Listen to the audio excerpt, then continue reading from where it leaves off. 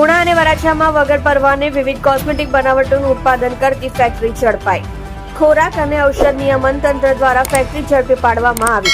Cosmetic બનાવટી ઉત્પાદન કરતા હિંમતભાઈ વિઠ્ઠલભાઈ વડાલિયા અને નિકુલભાઈ ભીમજીભાઈ રૂકીને ઝડપી પાડવામાં આવ્યો હતો. વગર પરવાને અન્ય કંપની નામે અન્યના લાયસન્સ નંબરનો ઉપયોગ કરી કોસ્મેટિક બનાવટી ઉત્પાદન કરતા હતા. આ સાથે 23.70 લાખનો બનાવટી કોસ્મેટિકનો મુદ્દામાલ પણ જપ્ત કરવામાં આવ્યો છે. તંત્ર દ્વારા શંકાસ્પદ કોસ્મેટિક બનાવટના કુલ 9 નમૂના લઈ ચકાસણી માટે મોકલી આપવામાં આવ્યા.